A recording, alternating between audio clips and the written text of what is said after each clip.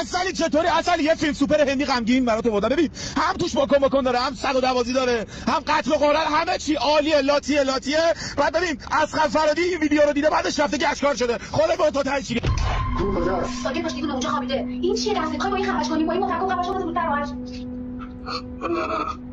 این چرا خفه نمیشه؟ لعنتی چرا دست و پا نمیزنه؟ آخه بابا آخه مردی که کیر تو دهن کی برمی‌داره با متک آدم میکشه؟ بعدش ماسک شبای مافیا زدی اومدی آدم بکشی. فیلم سوپره مگه آخه؟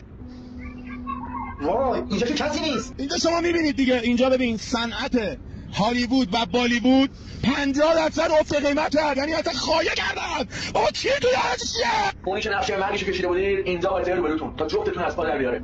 تو صورت بی غیرت حرومزاده، بازدهش شوهردار، برای تو چی کم گذاشتم؟ چقدر بهت محبت کردم. آقا من بار هزارم دارم میگم، یعنی من کسخلم در رفته، یعنی باید برم شاهبازی کرج یه دونه کسخلدون درست حسابی دست دوم پیدا کنم بزنم جاشو کسخلدون خودم سوخته. بابا یارو اومده زن تو بکنه، نصیحت چیه میکنی؟ آقا مگه میشه بری تو خونه ببینی یکی اومده تو رو بکشه ولی زن تو ببره بکنه بعد تو وایسی باش متاسف؟ بابا چیه تو اکسنا؟ اوف کردی آره؟ میخوای بدونی کجا فهمیدم؟ نازنین بگو دیگه. چرا بهت گفتم به احسان خیانت نکن؟ نازنین خایمال، ای نازنین خایمال به درد نخور. چرا بهت گفتم احسان تو این زندگی برای هیچی کم نمیذاره، ولی باز رفتی بهش خیانت کردی، رفتی نقشه مرگشو کشیدی. من اومدم داداش جون ناموست ببین بزن تو کار گچکاری سیمانکاری. بابا کسخل فایده نداره، به والله قسم این سوشال مدیا گول زننده است. فایده نداره، بازیت خیلی کیری، اصلا نمیتونی بازی کنی تو. داداش من خدا نمیدونم تو شوهرشی. به من گفته بود هم خونه‌شی. صدا به خدا لعنتت کنه. داداش گو خوردم. غلط کردم. فقط یه 5 6 تا چیز کلوف داشتم بار کنم، ولی خب خامی گولت زدن تو رو. معلومه تو رو گولت زدن، گفتم سودای شهرت و اینا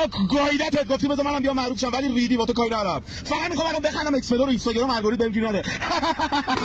کی تو کونم؟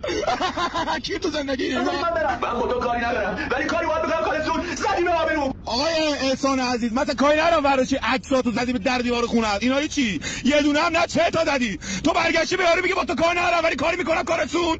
بابا دولت یه چیزی میدونه نتا رو ملی میکنه دیگه. آخه تو دیگه چرا بیشتر میبینی یا مگه کم بهت گذاشتم؟ مگه کم به گذاشتم چی؟ این چه کسچری آخه؟ میگه مگه بهت کم گذاشتم؟ فکر کنم منظورش اینکه کم کردمه. آره دقیقاً منظورش همینه، چون من مغزم به این دیگه جواب نمیده. خیلی خوب بود، اصلا نمیتونی. خدا بود.